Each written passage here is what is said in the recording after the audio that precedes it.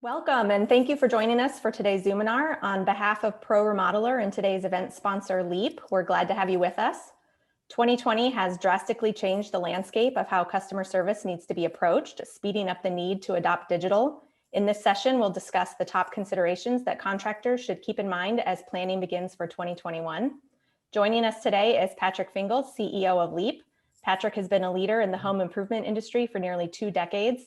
As co-owner and CEO of New Look Home Design, he has led the development and execution of a $30 million nationally recognized award-winning home improvement company.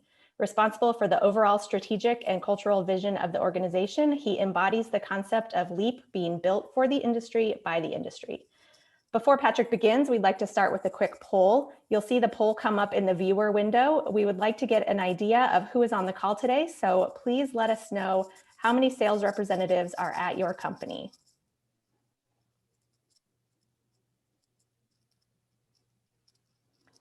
And with that, I'd like to welcome Patrick to begin the presentation. Thank you so much. I appreciate it. I'm just going to wait for this poll thing to go away. Before we get started, I just want to thank Pro Remodeler. You guys are awesome, and you're always thought leaders in the space and provide such great content to the industry. And I thank you for the opportunity and give me the forum to talk here today. So again, appreciate it. If I hit this, I don't want me to hit this end polling, right? We're going to leave that open for a little bit. There you go. We just ended. Okay, perfect. Can I just close it out? Yep. Okay, perfect. All right, guys, listen, thanks for taking some time out of your day. And listen, I'm going to keep this a little bit storytelling. We're not going to go into a ton of facts and figures today. I think we all have a certain level of, Zoominar fatigue to a degree this year, a lack of a personal connection and exposure to digital experience. So I want to kind of talk about, the transition and the impact of COVID on our industry. But I'm not really going to focus a ton on what COVID's done to the industry. I'm just going to focus more on the history of the industry and what really needed to happen. In the industry, and COVID kind of just pushed it forward. Let's go. Come on. There's always a technical issue.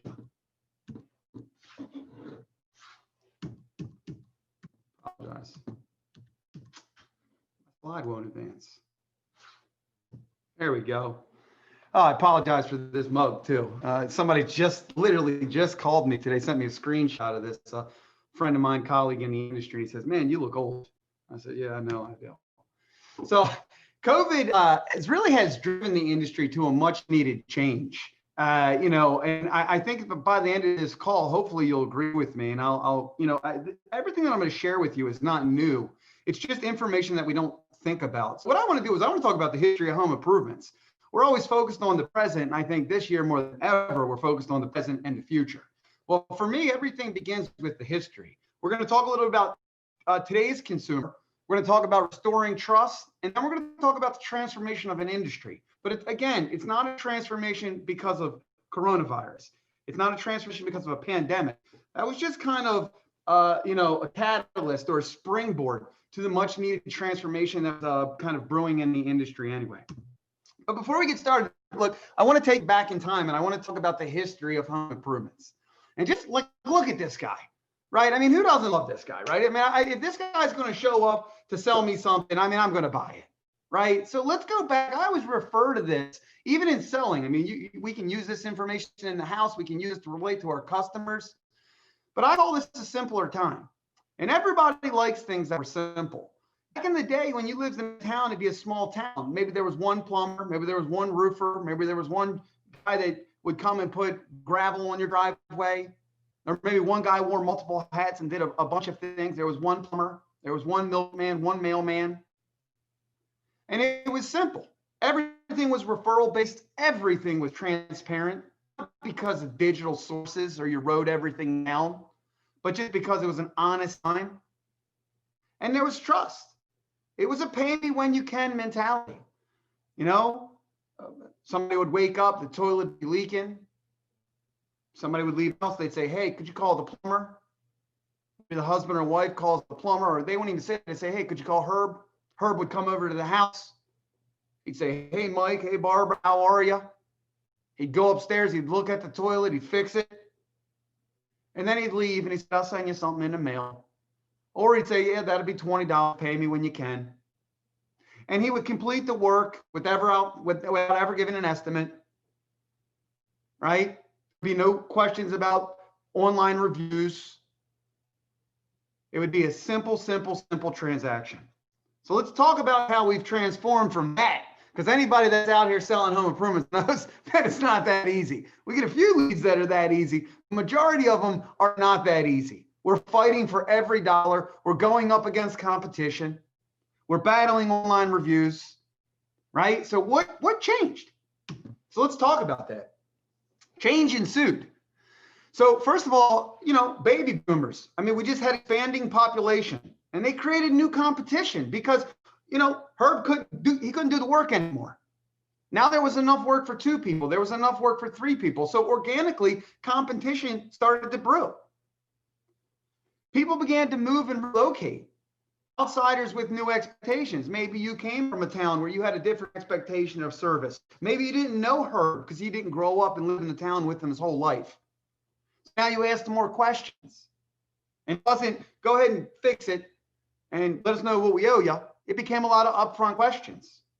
And when the competition grew, then discounts and promotions were born. And television, radio, and print start to take over. So now you have value propositions. You have discounts, you have competition, you have people that don't know you. And it's a slow process, it's a slow transition. And then trust is broken. And I got this slide here that says, goodbye, honest tractor salesman. And I'm going to sum this up. This is a story I've told.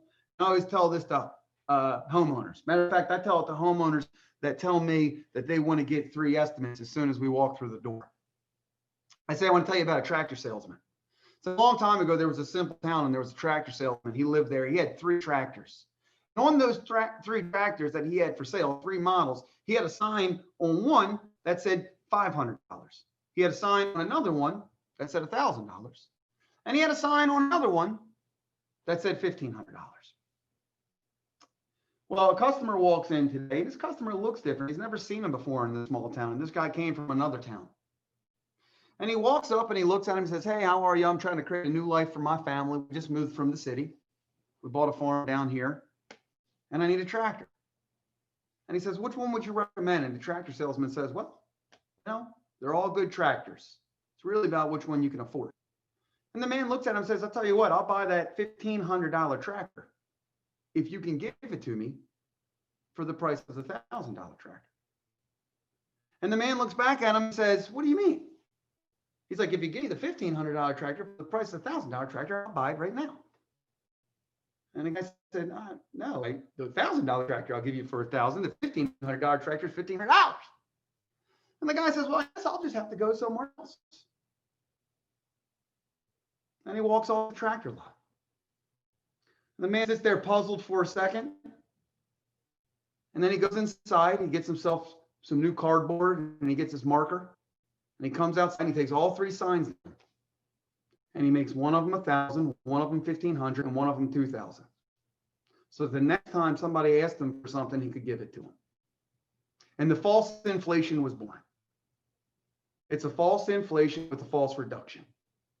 And we've all followed suit since then. Buy one, get one. Half later, no payments for 12 months. Right? Buy 3 windows, get 3 free. Buy 6 windows, get 6 free. We buy the front half of the roof, you buy the back half. Right now, get a free Kohler faucet with your kitchen remodel. Right? And all that is born. And it wasn't really birthed from retailers. It was birthed from consumers. So the thing is consumers, and there's not 2 lines. I am a consumer. But consumers, they really drove this practice. So then what did people start doing? They started shopping around because some people would come in, they'd pay $2,000 for the tractor. Then they talked to the other guy, they figured out that he asked the question, he got the tractor discounted down to $1,500. So you start to shop around. Next thing you know, people are getting multiple estimates. They're going to 3 places. A lack of trust starts being born, lacking trust pricing.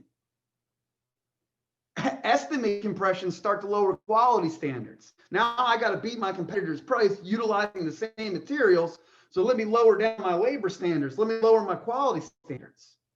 And I'm not calling anybody out for that individually. Lots of people on this call would never sacrifice quality standards. I'm just saying organically, these things start to happen. And then the best part, sales tactics are born. We can actually sell for more if we apply the right closing techniques and the right sales tactics.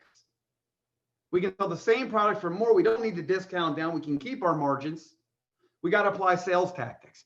And then beautifully, perfect timing, the Better Business Bureau and home improvement commissions spring up across the nation. Not all states have them, but most states do, to protect consumers from dishonest practices. And it was a blink of an eye. It was a decade. It went from small town, go ahead, fix it, tell me what I owe you, pay me when you can, to home improvement commission with lines and lines of folks that felt that they were misled. That is the history of home improvements. So let's talk about today's consumer. This is today's consumer. This is us. This is me trying to get my kitchen remodeled right now. This is me. 8 out of 10 homeowners would not recommend or reuse their contractor after the experience is completed. 8 out of 10. Over 60% of purchasers are in pursuit of the lowest price. The average consumer gets 2.7 estimates. The number one reason homeowners have not completed a project is because they haven't gotten around to finding someone.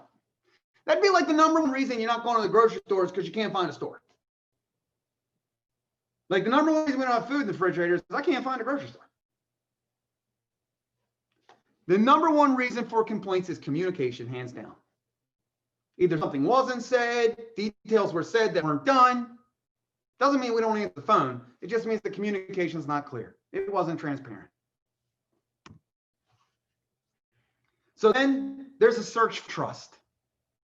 Homeowners want it. They want to simplify the process. That's why all these partners exist. Yelp, Google, Home Advisor, Angie's List. They start to build brand. We'll hold these contractors accountable, but still provide you a commodity. We'll send 3 qualified contractors to your home that meet our standards. Trust us. Don't worry about trusting them. Trust us. These are all good companies. We have partnerships with them. They're trying to solve a consumer pain point. So I don't have any problem with that. Online trust sites build their brand. Homeowners search for online reviews. And then contractors focus on reputation management. The reputation management. I heard reputation management was just showing up on time and being honest. Doesn't mean he didn't make mistakes. Reputation management for us in this growing industry with a greater online presence becomes more and more challenging. I own a business. I get 1-star Yelp reviews and they tear me apart inside. There's a disconnect between me and that consumer. We're trying to do our best. Sure, maybe we made a mistake. Maybe we're human. But, focusing on reputation management is not going to heal the problem. Let's talk about how we buy other things. And then we're going to talk about how we purchase home improvements for a second. Car industry. CarMax changed an industry. They were a pioneer. What did they bring to the industry? Nothing but trust and transparency. That was their whole message. No secrets, no sales tax. We'll buy your car even if you don't buy ours. Tesla takes the model and runs with it. Says we're going to sell cars online. We don't even need the sales experience. People don't want it. Salespeople have a negative adaptation associated with them. We're not going to associate our brand with that. Everybody said CarMax can't do it because nobody's going to buy a used vehicle. A brand new vehicle, sure, you can buy that sight unseen, but nobody's paying thousands and thousands of dollars for a product that's used where could be a quality issue with it when they're buying it sight unseen, simply off pictures in a remote experience. Well, Carvana disproved that. I'll give you a billion reasons why, because their valuation is over that. People are spending $60,000, $70,000 on a used vehicle that they've never seen to be dropped off at their front door because they don't feel like going to the car lot. They are not getting the best deal. They're just getting a different experience. Uber and Lyft redefine an industry. They transition. People are done with taxi cab drivers. Sorry if there's any taxi cab drivers on here. I get it. You're stuck in an industry. That's the way taxi cab the industry ran. You were just part of the process. Airbnb, goes up against and Marriott Bonvoy goes up against big hotel chains. Now you just go stay in somebody else's house. I don't need to go to a big hotel. They charge me too much. I like the transparency. I can see the reviews here. Brick and mortar versus online. Best Buy, Walmart race to compete with Amazon and online sales and the delivery of products. Restaurant industry, I can now dine at all my favorite restaurants from the comfort of my home with the click of a button. And then digital currency is born. I scan my watch when I go through the Chick-fil-A drive-through. It's beautiful. I mean, I don't have to touch any money. I don't have to take any in it. Before COVID, it's extra beautiful now. But I just scan my watch. Bitcoin stock is rising, right? Currency will change. History dictates that. Let's talk about the consumer trends for home services. So let's talk about that. Online sales, buying cars online, paying with my watch. Everything click of a button, delivered to my door, total transparency, lots of pictures. Let's talk about how you buy your kitchen. Let's talk about how you buy your roof or your windows. There are very few online sales. It's all face-to-face. Somebody's got to come out to your house. The estimating process is still antiquated. There's a lot of ballpark pricing. Guy will come out. Very rarely do you see estimates that end in 1, 2, 3, or 4, 8, 9, or 7, 5, 6. They all end in 0, 0, 0 for some reason. Imagine if you went to the grocery store, you pushed your card up to the counter, and the guy went, "How about $200?" You're like, I need to hear like the dude. Like I want to hear the scanning. It makes me feel like there's a degree of accuracy to this. You could be off by $50. Yeah. How's $15,000 for the roof? It's non-transparent. Let me work my price up. Everybody else is showing you the price as it's being worked up. The grocery store, they spin the thing around. So if you see something that doesn't seem right, you can say, "Hey, that doesn't feel right." The contractor, "Let me go sit in my truck, work my estimate up, or I'll email it to you later after I have time to think about it." Homeowners require multiple bids. Imagine if you had to go to 3 grocery stores to get a gallon of milk. Like, is that good? Like, "Hey, honey, can you stop and get some milk on the way home?" "Absolutely, I'll stop and milk." I go to one store, there's no milk. I go to another store, there's no milk. I go to another store, there's no milk. I'm pissed off if I have to to accomplish one thing, if I have to do it 3 times. But in our industry, I always get 3 estimates. Do you always hope to go to 3 stores to buy a pair of pants? Advertising relies on value props and discounts. Still, it's heavy. If you take that value prop, anybody that's on television or radio or print or digital, if you don't have that value proposition in there, discount, your calls don't come in. How do we make the transition? Contracts are handwritten or emailed. Some people might be putting them in DocuSign. And then project updates are rarely provided unless people call and ask. There's 2 slides. Price still dominates the purchase.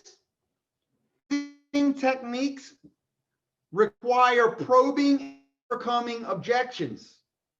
We've all heard that you got to probe and overcome the objection. Find out why they're going to say no before they say it. Cash and check is preferred. Card processing is not PCI compliant. It's written down haphazardly. Most contracts require a large deposit. The industry still very much relies on word of mouth, even though a lot of us do a ton of advertising. And the hardest part of completing your project is still finding someone to do it. That is the world we live in. Now, again, we don't live in it 100% of the time. A lot of us have customers that are referred to us that aren't in pursuit of these things. A lot of us do business or pockets of business that aren't like this. But when you look at it as a whole, this is what it is.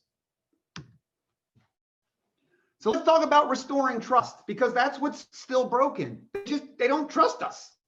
We don't trust them. We are them. I get 3 estimates on the kitchen. I'm sitting here preaching this, and I'm like I'm a consumer hypocrite because I get 3 estimates on my kitchen. The recipe for restoring trust, first of all, you don't have to reinvent the wheel. Just follow suit in what's going on. And it doesn't happen overnight. Just like trust wasn't broken overnight, it was broken over a decade. Over the next 10 years, trust will restore. I promise you. I promise you. Simplify the transaction process. What does that mean? Simplify it. Do I have to go out to your home? Or could you send me some pictures? Is there an app that we can use to do diagnostics? Can you schedule your estimate online so you don't even have to call in and wait on hold or wait for somebody to call you back? Anything that you can do to simplify the purchasing process for your consumer. Chick-fil-A, I can buy 3 ways. I can go through the drive-thru, I can DoorDash it, or I can call ahead, pull into the parking spot, and they'll bring it out. Or I go into the restaurant and sit down and eat 4 ways. How do I buy from you? Is there one way? I call in, I schedule an estimate, you come out, you take some measurements, you either give me the estimate, probe, object, close, or you follow up with an email. Maybe I have to call to remind. Chick-fil-A has 4 ways to purchase. It's a fast food restaurant with a drive-thru. 4 ways. Make it affordable, not cheap. There's a big difference. You don't have to be the cheapest guy, but you do have to make it affordable. We have no money down programs. We have pay on completion programs. You can use financing. You can use credit card. You can pay cash. You can pay check. We take telecheck. Make it affordable because that's what people want. They want affordability, not the pursuit of the cheapest price. Keep it secure. Security is in technology. This isn't self-serving because I own Leap. Leap wasn't born because I wanted another business to generate revenue. Leap was born because there's a pain point in the industry that we needed to solve. Because these things exist.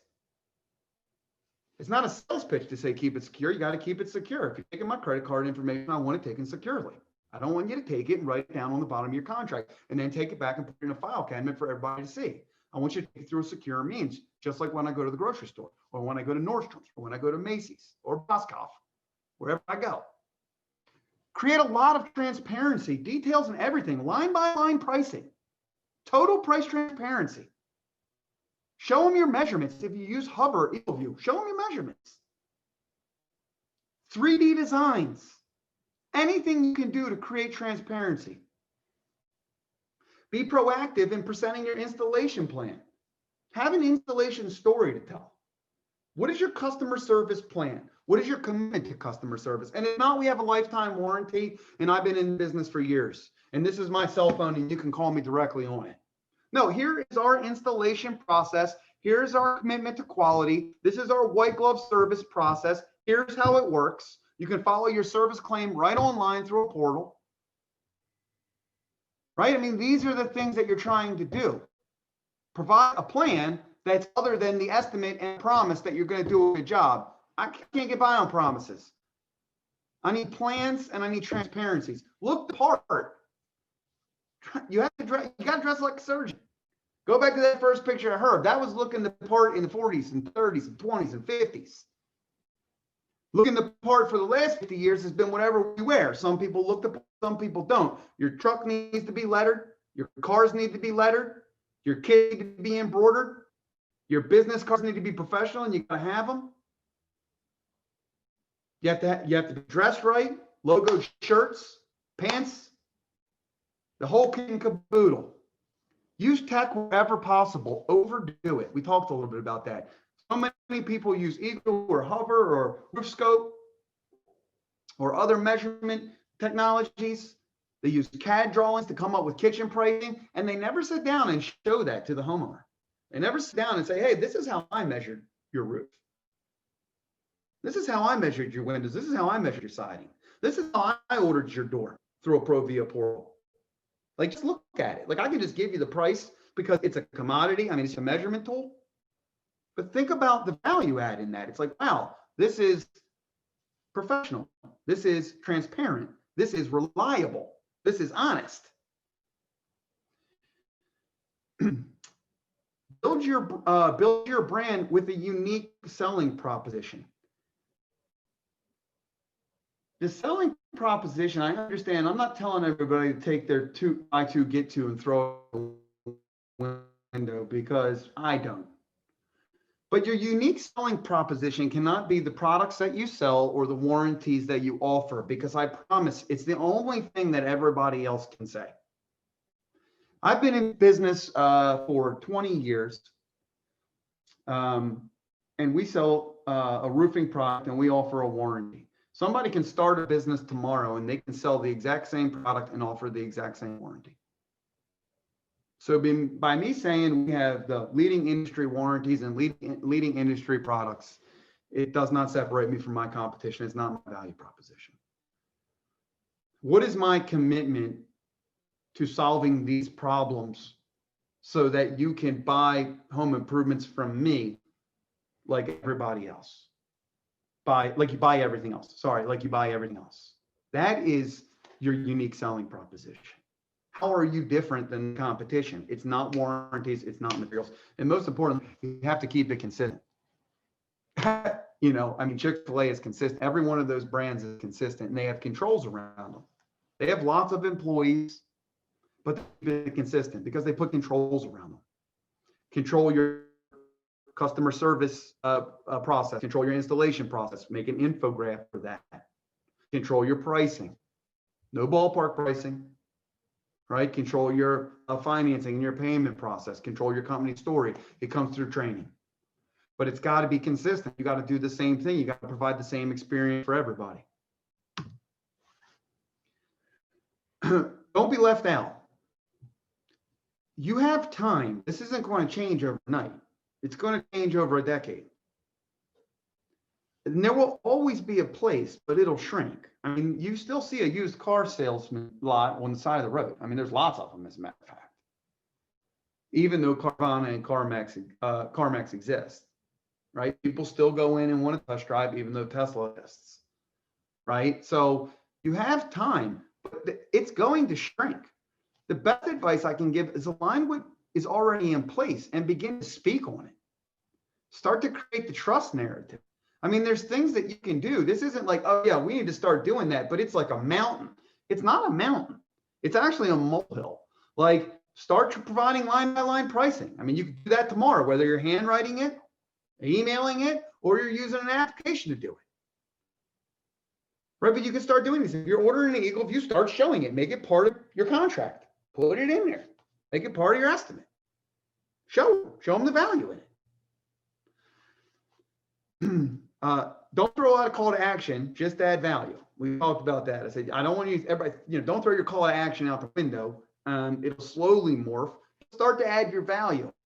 Put more into talking about who you are and what separates you, and less into talking about labor, materials, warranty, and buy 7, get 7 free, or only pay for half. And it's not about size. It's about process. We talked about a lot of big brands, and I don't want you to think there's never going to be a place for small brands. It's not about that. It's about trust. There's a lot of data out there that says people are going to flock back to small brands, right? So it has nothing to do with size. It's about conducting our businesses, no matter how big or small they are, the way that we know consumers like to purchase.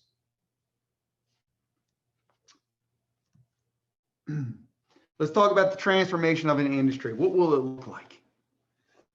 It'll look a lot like this screenshot. Again, it's not a shameless plug. We built because we needed it. I didn't build it to sell it. We built it because we needed it. But what you'll start to see is self-service options and online purchases will grow. There's a lot of brands out there that are already doing it. You don't have to have an online portal. I'm not talking e-commerce where they can go on and buy themselves. I'm talking about they can come on your website, schedule an estimate, and they can check the box that says, I would like virtual, and you schedule them a Zoom link just like we're doing now They download whatever application they need to. Maybe you have to do a quick site inspection or an estimate prep, but then you do the consultation. They don't have to be home for that. You do the consultation over the phone or over a Zoom or over a computer. Verbal communication will be replaced by detailed digital communication. I'm not trying to say that like people won't talk. People obviously want to talk, want to get to know you.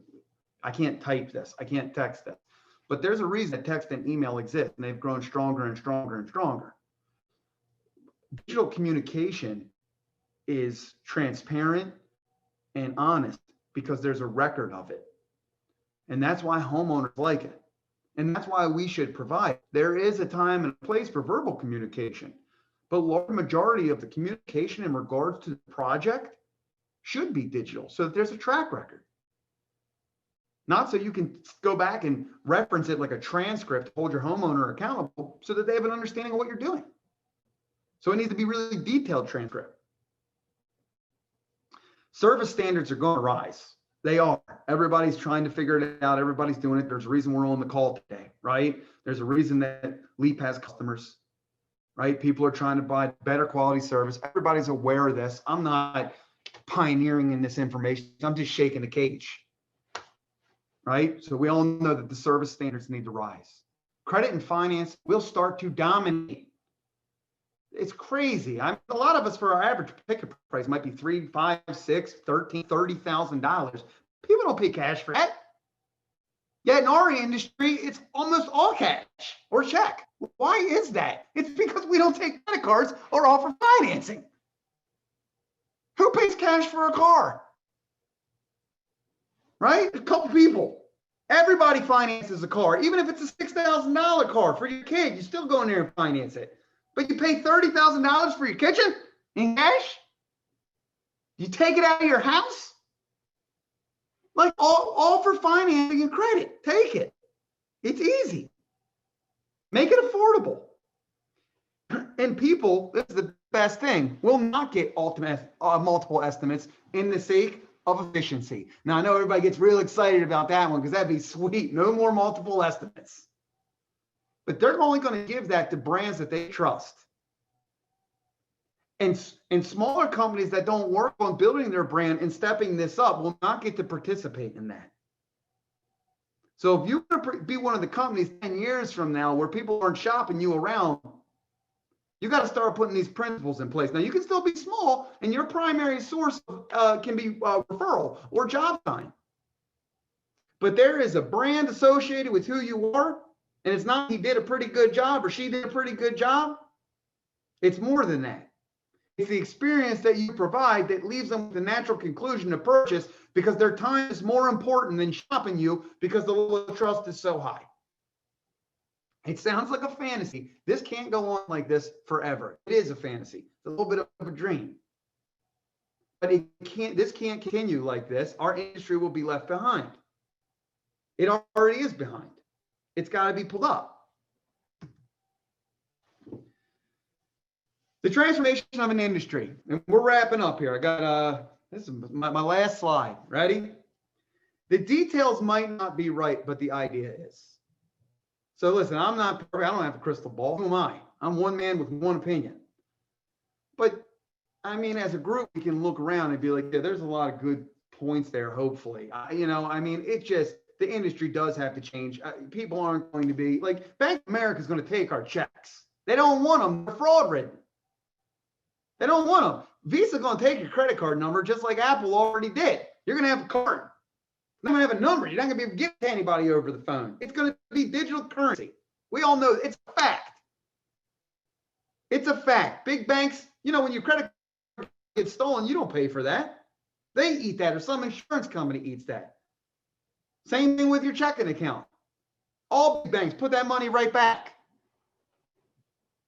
They got to keep you feeling like your money is safe, but they are looking for ways to prevent that. They don't want to put that money back, right? Here's the other thing. It'll probably move faster than you think. Everybody's like, we have time. You probably have less time. There are big brands out there. Maybe there might be some on this call that are swallowing one another to try to change the experience. I've been on webinars with guys that run much bigger companies than I do. And they have planned for a nationwide footprint to provide a better experience to consumers. And they are going to provide that experience. They are flying towards this. Private equity is coming in and buying companies.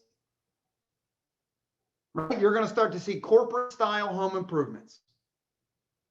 It will happen. Now, there's a little boutique store that competes with Nordstrom. There's lots of them.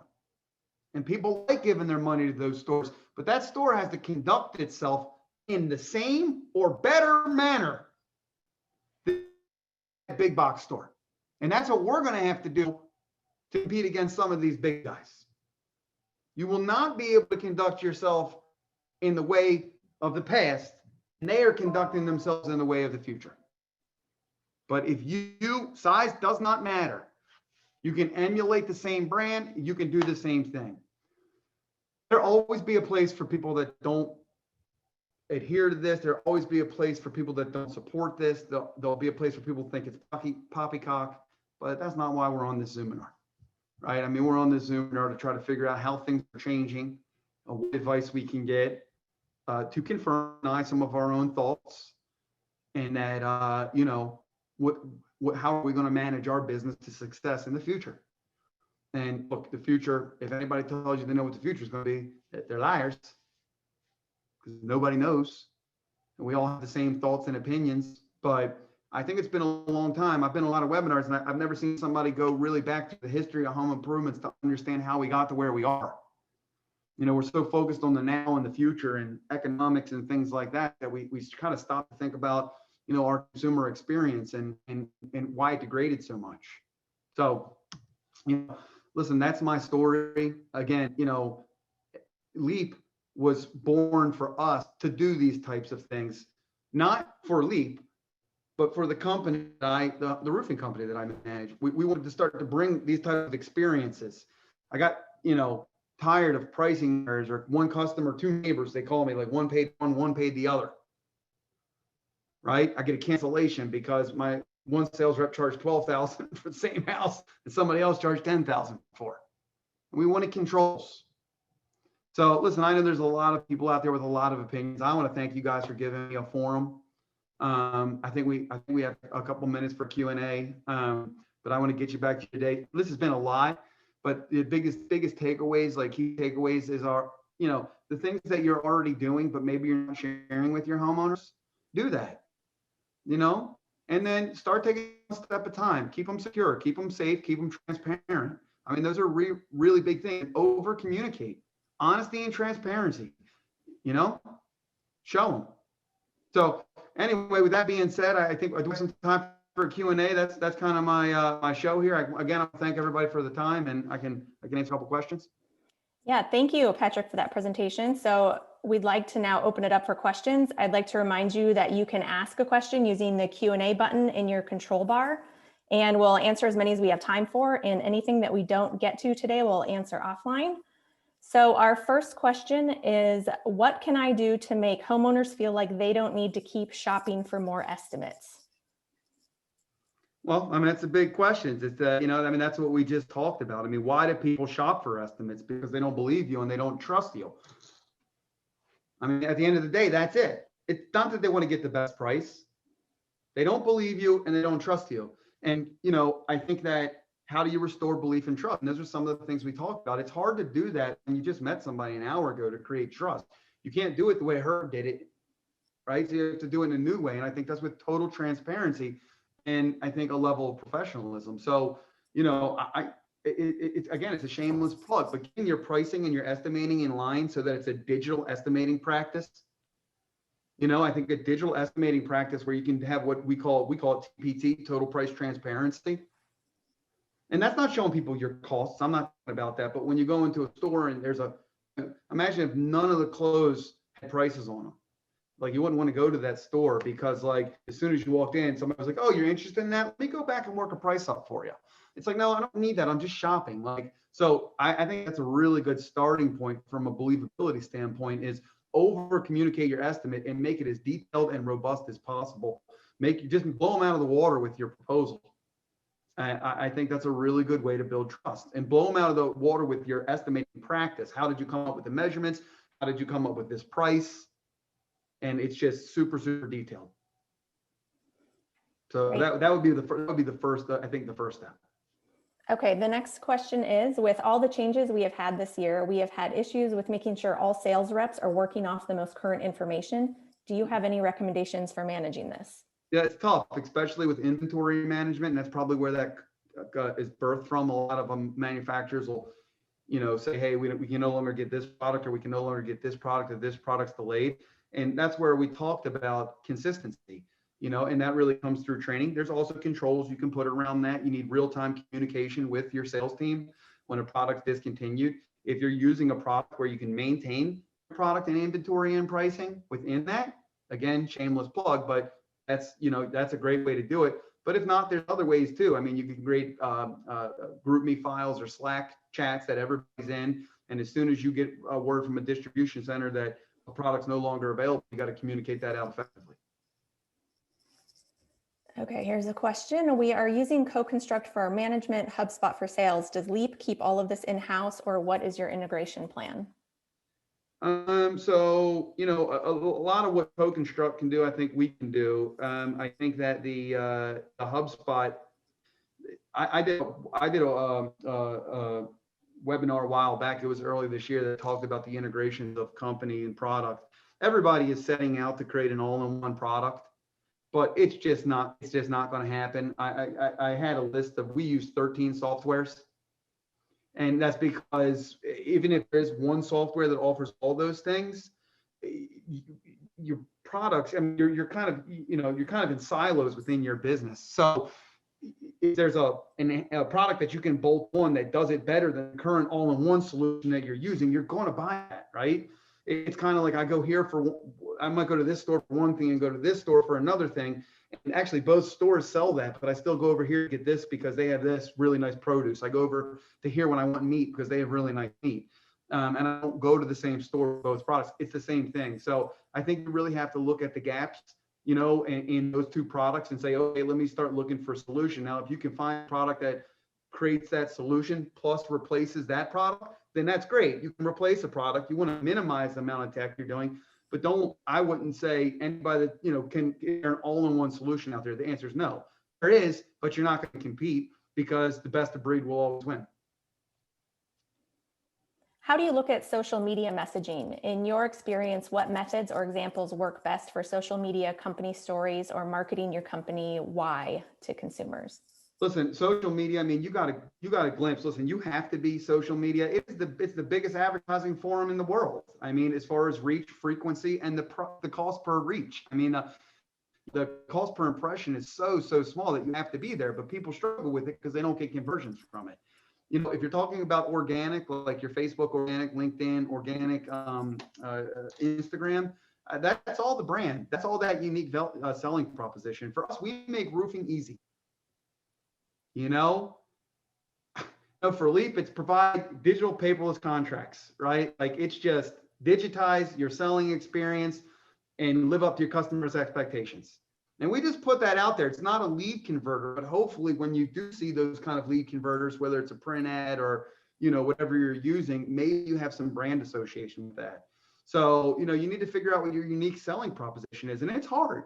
You gotta hunker down and really think about what your unique selling proposition is, because you don't want to come out again with labor and materials. I would use social for that. Paid social, I really like paid social for like retargeting and things like that. I don't think it's a good starting point. I think social is a really good way to interact with somebody that's interested in a product or brand.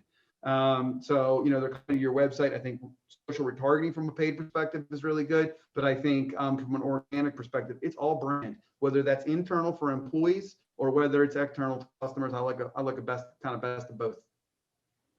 Can we have time for just one more question, I think? Could you just elaborate a little bit, please, about the corporate buying of home improvements? Yeah, I mean, it's, these things are printed. I mean, you see companies getting absorbed, massive ones, and they're being bought by private equities.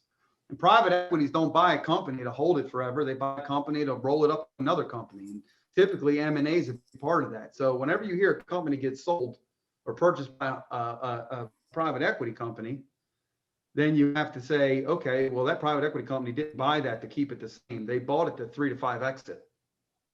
So if that company's doing $20 million, maybe in your territory, and they just got bought by a private equity company, their plan to do 100. Right? And private equity people aren't stupid, and they buy plans that they know they can grow. So the other side is strategic. There's strategic companies. There's companies that are going around buying other companies because instead of expanding, they can buy your workforce. So they come and they buy it. So when those companies are buying it, a lot of those companies are fixated on the problem that is home improvements. It's a massive industry that operates in an archaic way. It's very much like home. We're not alone in that. But there's only a few industries. Like, you would say cars were there. We're getting away from that. And more brands will grow. More Tesla style and Carvana style brands will start to grow. And you'll start to see less and less dealership. But, I would say home sales is kind of the same way, like buying homes, like Zillow hosts a lot, but it's still a pretty archaic process and you pay through the nose for it, right? Like you got to give a real estate agent $50,000. Like that's going to stop, so that's ripe for innovation too. So, and these are multi-billion dollar industries and they're ripe for innovation. The processes are antiquated. They're run by small entities. And that's a recipe for corporate takeover. So, it's not, like I said, if there's a need, masses need improvements, right? So, there's the supply and demand. It'd be hard for one or two. It's not going to be a list of 10 companies that do all the home improvements nationwide. That will never happen, right? There's always going to be room for smaller people. But again, if your only form of payment is cash, credit, or cash or check, no, there won't be any place for you, because in 10 years from now, there's not going to be cash and there ain't going to be checks. Right. It might be closer in 10 years. So these big brands are going to come in, they're going to put their footprint down, and they're going to set the tone for what customer experience is. And we're going to have to live up to that. All right. Well, that's about all the time we have today. As we end the session, you'll see a survey pop up in your browser. We'd be so grateful if you'd share your thoughts with us by filling that out. On behalf of Professional Remodeler and LEAP, we'd like to thank everybody for joining us today. So long, everybody. Thank you guys so much. I really appreciate it.